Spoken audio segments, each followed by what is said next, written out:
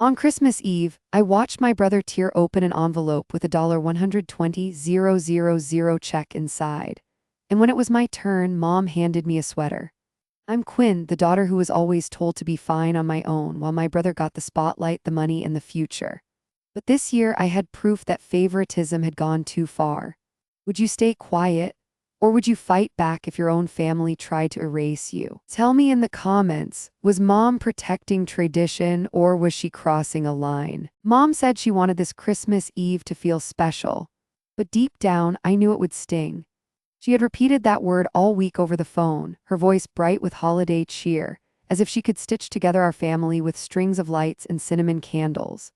But I had lived through enough Christmases in this house to know that special usually meant Derek, my brother, would shine while I would learn once again to smile through gritted teeth.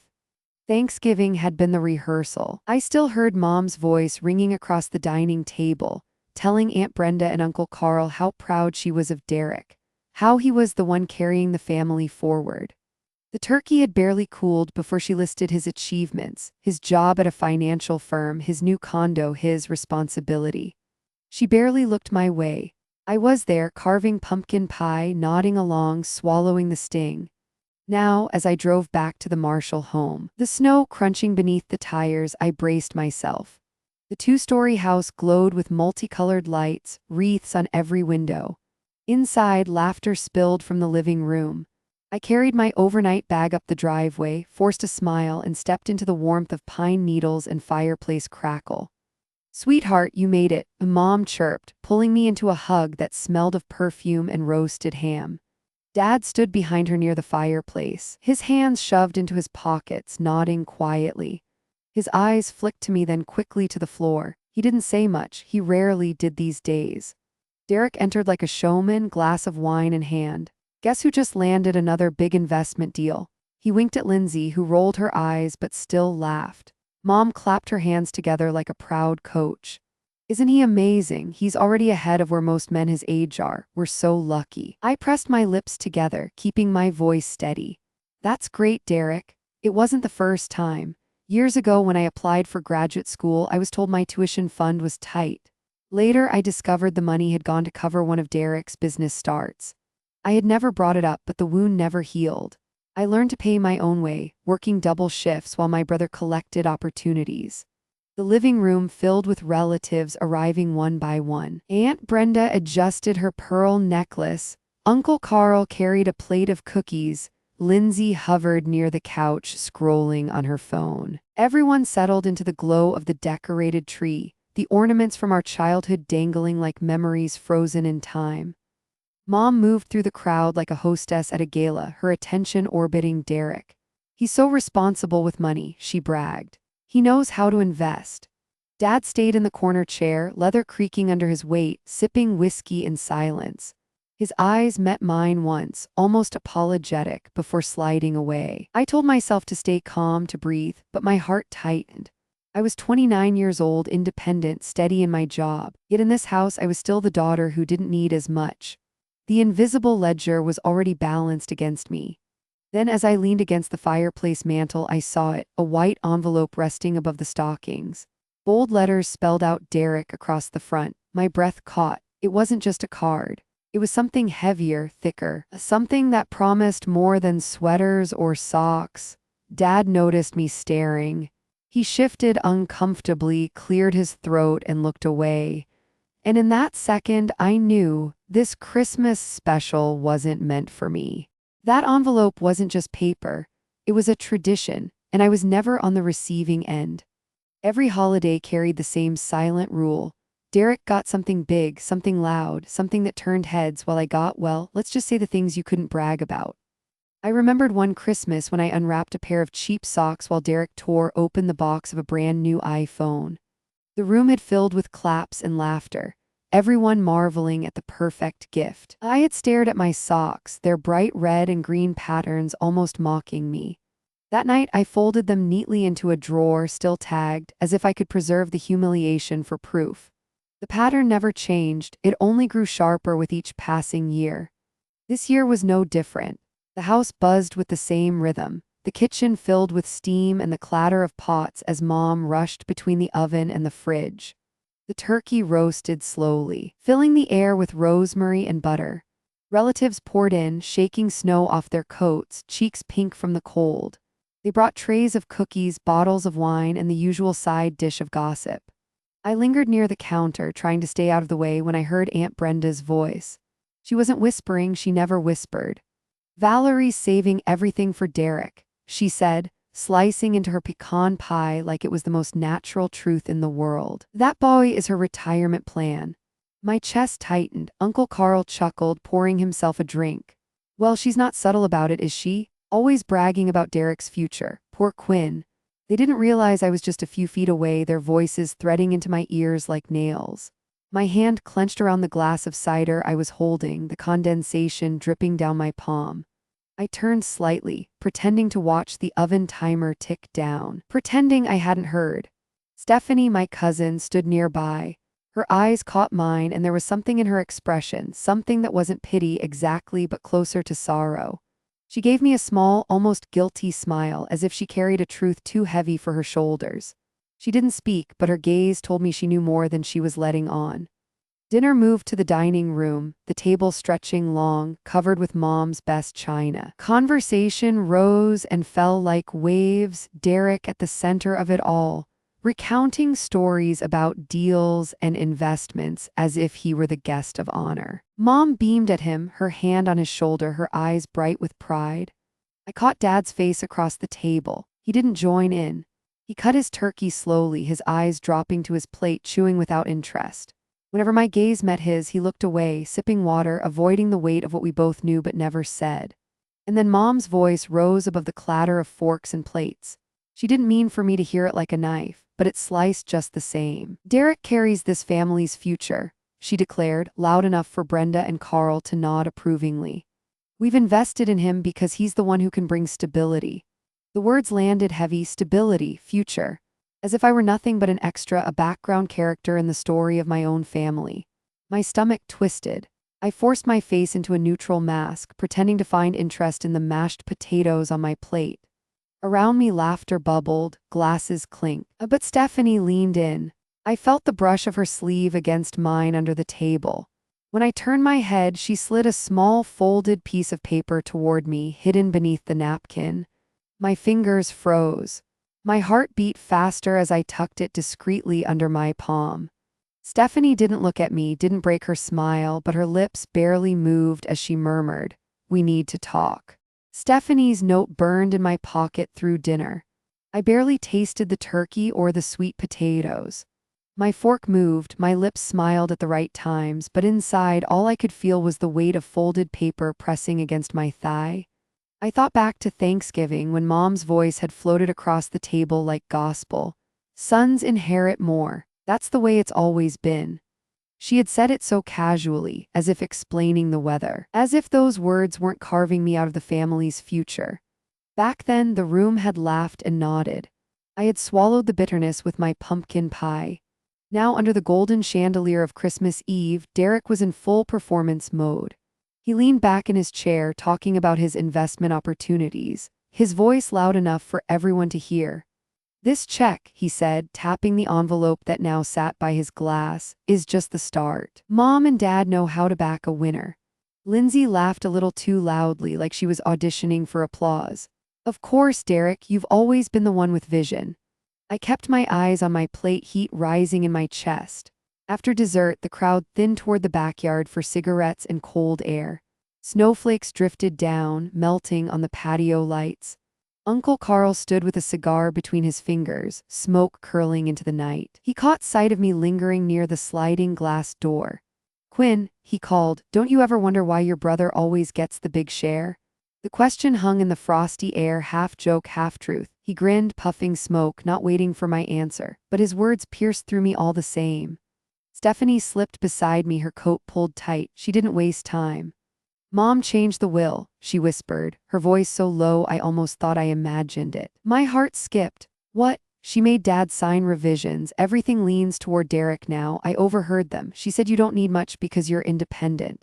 Stephanie's breath came out in clouds of white. Her eyes flicked nervously toward the kitchen window where Valerie's silhouette moved back and forth. The ground felt like it tilted beneath me. "You're sure?" Stephanie nodded. "I heard it." She was talking to the lawyer on the phone. Inside, Derek had stepped back into the living room holding his glass high. "This check is just seed money," he boasted, his voice cutting through the sliding door.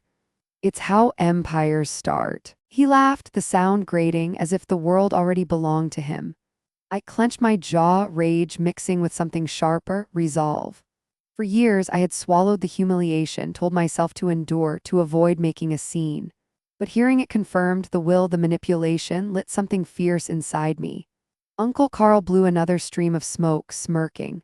"Fairness," he muttered, shaking his head. "Never quite made it to this family, huh?" He turned away, leaving the words hanging like frost in the air. Stephanie tugged gently at my sleeve. "Quinn," she said, her eyes darting, "check Dad's study drawer before it's too late." Her voice was urgent, almost pleading.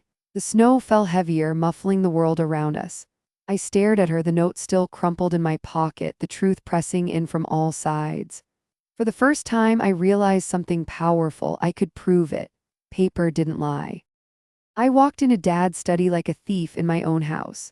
My footsteps were soft against the carpet, my breath shallow as if the walls themselves might scold me for trespassing. The door clicked shut behind me, and for a moment I stood frozen, my hand still on the brass knob. Stephanie's warning replayed in my head, "Check Dad's study drawer before it's too late." The words rattled in my chest louder than the old grandfather clock ticking in the hall. The study smelled faintly of whiskey and leather, a mix that clung to Dad like a second skin. His wood desk sat heavy in the center of the room, polished but worn at the edges. Papers stacked neatly in trays, framed photos on the wall, Derek shaking hands at his graduation, Lindsay holding a cheerleading trophy, me only in a modest picture shoved into the corner. I moved closer, every creak of the floor a betrayal. My fingers hovered over the drawer handle. It wasn't locked. Of course it wasn't. Dad trusted the sanctity of this room the way a man trusts his own heartbeat. I pulled it open. At first only receipts, unpaid bills, and tax papers. My pulse hammered faster. Then tucked beneath a yellow folder I saw it, a draft of the will, thick pages clipped together, the lawyer's letterhead printed at the top. My throat tightened. I skimmed quickly. The old draft, the one Dad must have signed years ago, left everything equal, house, savings, even business shares divided fairly. But penciled notes in the margin and a later revision stamped at the back told another story. Derek's name appeared again and again, his share ballooning, mine shrinking to scraps. It wasn't just favoritism, it was strategy. My hands trembled. The paper blurred for a second as tears stung my eyes, not from sadness alone but fury. They had rewritten the family's future without me. The doorknob turned. I shoved the draft into my coat pocket just as Dad stepped inside. He froze when he saw me, his eyes locking on mine. Silence pressed between us like an iron weight. "You shouldn't be here," he said finally, his voice low, almost weary. "I just needed to see," I whispered, the words barely leaving my lips. His shoulders sagged. For a moment he looked older than I remembered, lines etched deeper by guilt. He didn't reach for the drawer. He didn't even demand the papers back. He just stared, eyes glassy, as if he'd been waiting for this day. The silence stretched, heavy with everything unsaid, his complicity, Mom's ambition, my invisibility. Then he turned away, pouring himself a drink from the decanter on the shelf. The clink of glass against crystal was the only sound. I didn't wait for permission. My heart pounded as I edged past him, the draft pressed against my ribs, hidden but burning hot. He didn't stop me, he didn't even look. Out in the hall, my legs felt shaky, but my grip was steady. For the first time, I held something tangible, something that could prove the years of whispers and favoritism weren't just in my head. This wasn't jealousy, it was evidence. I didn't know then, but that paper would be the first crack in Mom's perfect wall. Christmas morning came with fake cheer and the smell of cinnamon. The house looked like a catalog spread. Garland draped over the mantel, stockings bulging, the tree sparkling with ornaments collected over decades. Mom floated around in a red sweater, passing out mugs of cocoa as if the night before hadn't cracked something deep inside me. Dad sat in his armchair, his face calm but his eyes far away. Every time I looked at him, I remembered his warning, "You shouldn't be here," echoing like a bell I couldn't unhear. I tucked the draft will deeper into my bag upstairs before joining the family in the living room. The envelope weighed heavy in my mind, but I pretended like everyone else, plastering a holiday smile across my face. Relatives filled the couches, kids sprawled on the rug, the air buzzing with chatter and the rustle of wrapping paper. "All right," Mom announced, her voice bright, "time for presents." The ritual began. One by one, ribbons untied, boxes opened, laughter spilling in rehearsed rhythm. I clapped when Lindsay unwrapped a designer purse, when Uncle Carl got a golf club set, when Aunt Brenda showed off a new brooch. All the while my heart thudded, waiting for the envelope to appear. And then it did. Mom stood in front of the tree, holding the white rectangle like it was a sacred scroll. "This," she said, turning to Derek, "is for you, for your future." Derek leaned forward with a grin that could split glass. He tore the flap open and pulled out a check, crisp and thick. He held it high, letting the numbers catch the light.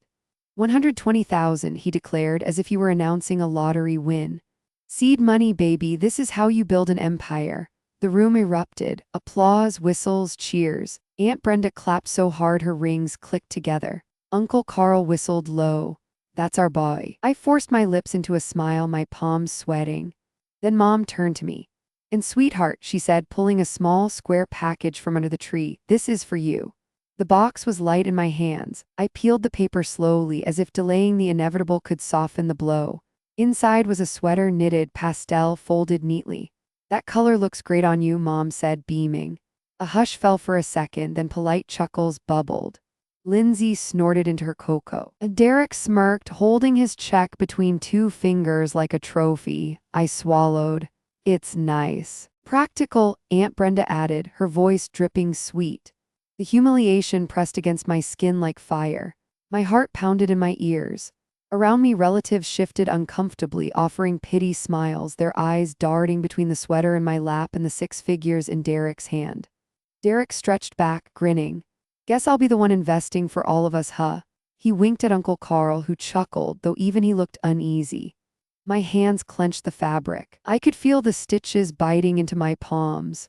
My smile didn't reach my eyes. Inside, something snapped. I looked around the room, Mom glowing with pride, Dad staring into his glass, Lindsay scrolling on her phone, Derek still basking. No one spoke for me, no one ever had. I held that sweater, smiling tight, but inside, I was done staying quiet. No one noticed me slip out after the laughter. The living room still pulsed with Derek's voice, retelling his plans for the $120,000 check as if the entire family were his investors. The sweater weighed heavy in my arms like a symbol of everything I was worth to them. I pressed it against my chest, walked quietly past the hallway lined with family portraits, and ducked into the kitchen. The house was quieter here, shadows stretching across countertops littered with half-eaten pies and foil-covered dishes. The smell of turkey fat and cinnamon lingered, faint and stale. I leaned against the counter, my breath shaky, the humiliation still burning hot in my veins. "Quinn," I turned. Stephanie stood in the doorway, arms crossed, her eyes soft with something that looked dangerously like pity. She stepped inside, glancing over her shoulder as if to make sure no one followed. "I heard them," she whispered. "Mom, on the phone with the lawyer. She said Derek needed everything lined up, that you'd be fine on your own, that she wanted the will redrafted before New Year's." Her words sank into me like ice. It wasn't suspicion anymore, it was truth. Stephanie pulled out her phone, swiping quickly before sliding a folded paper from her coat pocket. "I printed this from Dad's office computer. It's an email chain between Aunt Brenda and Mom. Look." Before I unfolded it, Aunt Brenda herself entered the kitchen, smoothing her sweater, carrying an empty plate. For a split second, panic shot through me, caught exposed. But instead of scolding, she sighed, setting the plate down with a clatter. "It's not fair, honey," Brenda muttered, her voice low but clear. She looked at me with tired eyes, then at Stephanie. "Your mom's made up her mind about Derek. The rest of us just go along." I swallowed hard. "So everyone knows." Brenda's shoulders lifted in a helpless shrug. "Everyone sees, doesn't mean we can change her." She touched my arm briefly, then left the kitchen without another word. Stephanie's eyes searched mine. "You don't have to let this go. You've worked for everything, Quinn, and she's taking it from you." My fingers trembled as I opened the folded printout. Black and white lines of text confirmed what Stephanie had said. Mom pushing the lawyer, talking about protecting Derek's future, minimizing my place in the family estate. The words blurred for a second as anger flared. I pressed the paper flat against the counter, feeling the ink under my palms. For years I had tried to survive in silence, told myself to endure. But tonight, in the dim kitchen light, surrounded by scraps of leftovers and the faint hum of the refrigerator, something hardened in me. I wasn't just the overlooked daughter anymore. I was the one holding proof. Stephanie touched my sleeve, her voice urgent. "Use it, Quinn, don't let her erase you." I folded the email carefully, sliding it into my pocket next to the will draft.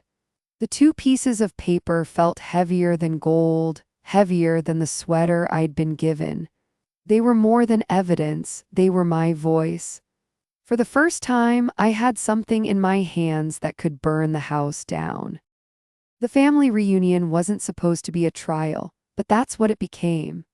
By the time everyone gathered around the long dining table, the house buzzed with that strange mix of cheer and tension that only holidays can create. Candles flickered down the center, the turkey carved, plates piled high, wine flowing freely. But beneath the laughter, I felt the storm building. I had the papers in my coat pocket, Dad's old will draft, and the email printout Stephanie had given me. Proof sat inches away from my fingertips, burning hotter than the candles. Mom was in her element, presiding at the head of the table. "Derek is remarkable," she said, raising her glass, her voice strong enough to command every ear. "He's carrying this family into the future. I couldn't be prouder." Lindsay chimed in, half laughing. "He'll probably be on the cover of Forbes next." The table erupted with polite chuckles. Derek leaned back, basking, tapping his wineglass with the check he had tucked into his pocket. He had already told half the family about his investment start, and now he repeated it like a mantra. Seed money grows into something bigger. That's how success works. I sat stiff, my fork untouched. My heart pounded with every word. And then Uncle Carl, already on his 3rd glass of wine, cut through the noise. "And what about Quinn?" His voice carried across the table like a hammer striking glass. "Valerie, you always brag about Derek, but doesn't your daughter deserve the same pride?" The room fell awkwardly quiet. Mom's smile froze, sharp and thin. She set her glass down carefully. "Quinn is fine, she's independent, she doesn't need." But I couldn't take it anymore. My chair scraped against the floor as I stood. Every eye turned to me, forks suspended midair, wine glasses paused mid-sip. "Enough," I said, my voice steady even though my chest raced. "You keep saying Derek carries the future, that I don't need as much, but you're not just playing favorites anymore. You rewrote the family's story and I'm not invisible." Gasps rippled. Aunt Brenda glanced nervously at Uncle Carl. Stephanie kept her gaze on me, her lips pressed tight, silently urging me on. Mom's face hardened. "Sweetheart, this is neither the time nor the place." "Oh, it's exactly the time," I interrupted. My hands shook as I pulled the papers from my pocket. First, I laid down the folded draft of the will, then the printed email chain. The paper edges caught the candlelight, stark and undeniable. "This," I said, my voice rising, "is the will Dad signed years ago before you changed it. Everything equal, fair, and this," I tapped the email, "is you telling the lawyer Derek deserves more because I'll be fine on my own." The silence was immediate, suffocating. Dad stared at the papers, his jaw clenched, his knuckles white around his fork. Derek shifted uncomfortably, his smug grin slipping for the first time. Lindsay's phone slipped from her hand with a dull thud on the carpet. Aunt Brenda leaned forward, squinting at the email.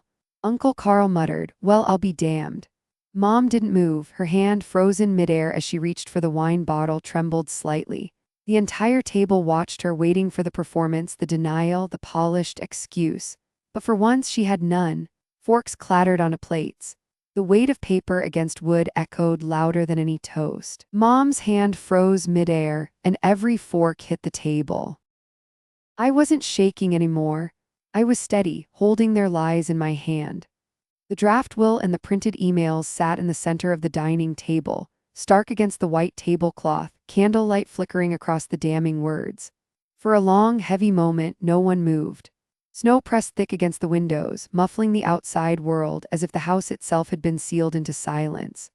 Then Mom exhaled sharply, forcing a laugh that sounded too brittle to convince anyone. Really, Quinn, digging through old papers, drafts, that means nothing. Families adjust things all the time. This, she tapped the email with one manicured finger, is taken out of context. Derek needs more because he's building the future. That doesn't mean we don't love you. Her words twisted like knives. Love had always been her excuse for control. Derek leaned forward, red creeping up his neck. This is ridiculous. You're jealous, Quinn. You've always been jealous. You can't stand that I'm successful and that Mom and Dad believe in me. His fist hit the table, rattling the silverware. I didn't flinch. My gaze swept the relatives. Aunt Brenda's lips pursed, Uncle Carl's brows arched, Stephanie's eyes stayed locked on mine with quiet encouragement. Dad hadn't spoken yet. His silence had stretched too long, his drink untouched. Finally, he cleared his throat, his voice gravelly. Valerie, she's right. The room snapped to him. Mom's head whipped around. Excuse me. Dad's hands trembled slightly as he set down his fork. You pushed me. You pressured me into signing revisions I didn't want. I knew it wasn't fair. I knew Quinn was being cut out. But I signed anyway because I didn't want to fight you. The confession cracked through the air like thunder. My breath caught. For years, Dad's silence had been my biggest wound, but hearing him admit the truth was something I hadn't dared hope for. Mom's face drained of color. How dare you say that in front of everyone? Because it's true, Dad said louder this time. His eyes met mine, wet and guilty. I failed you, Quinn. Derek shoved back his chair, his voice rising. So what? You think a piece of paper makes her equal to me? I'm the one who's earned this. I'm the one who knows how to grow money. She just works a desk job. The words stung, but not enough to shake me, not now. I reached into my coat pocket and pulled out my phone. My thumb hovered over the screen for a moment before I tapped play. Speaker crackled, and then Mom's voice filled the room, undeniable and sharp. She doesn't need it, Derek does. The words echoed in the silence, her tone clipped, cold and irrefutable. Gasps rippled around the table. Aunt Brenda's hand flew to her mouth. Uncle Carl muttered, "Well, I'll be damned," again, but this time his voice shook.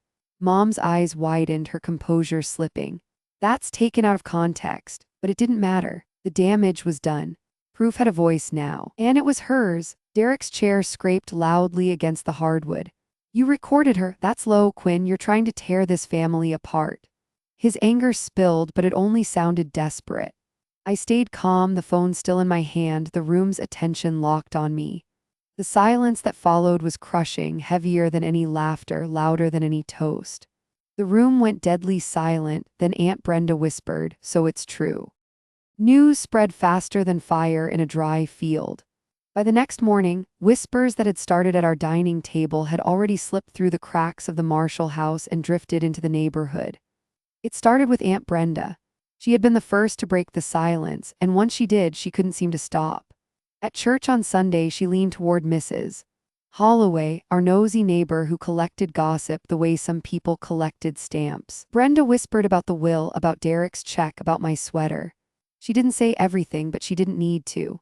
Mrs. Holloway knew how to stretch a half-truth into a headline.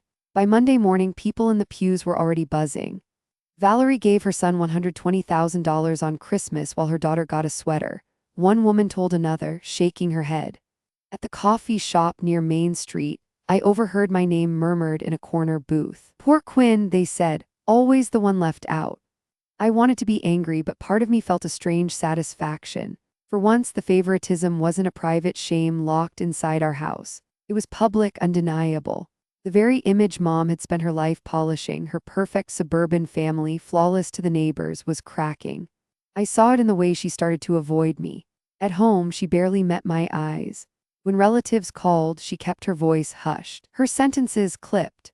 Even Lindsay, who usually enjoyed echoing Mom's words, seemed quieter, scrolling on her phone without her usual smug commentary.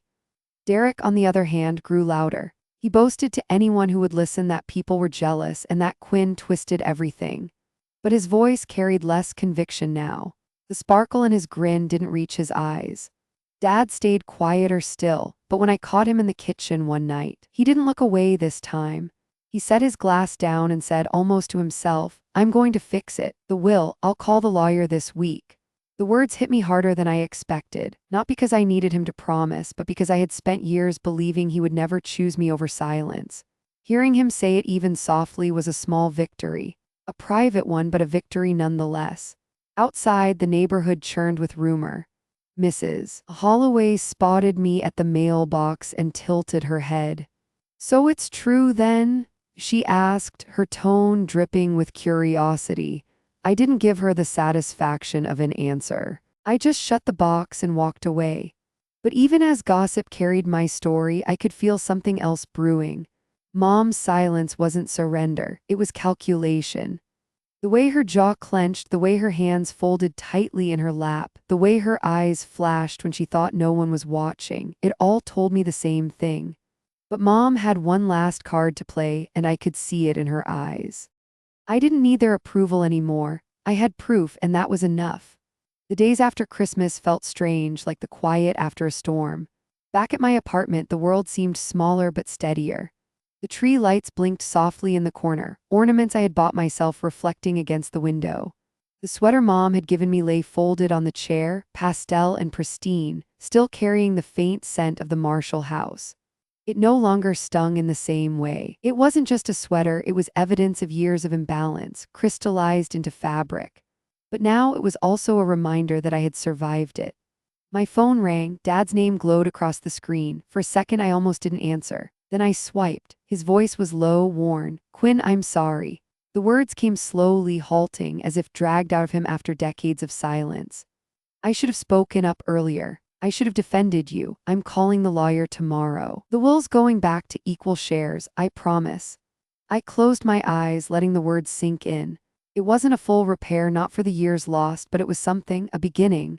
"Thank you, Dad," I said softly. He exhaled like he'd been holding his breath for years, and then the line went quiet.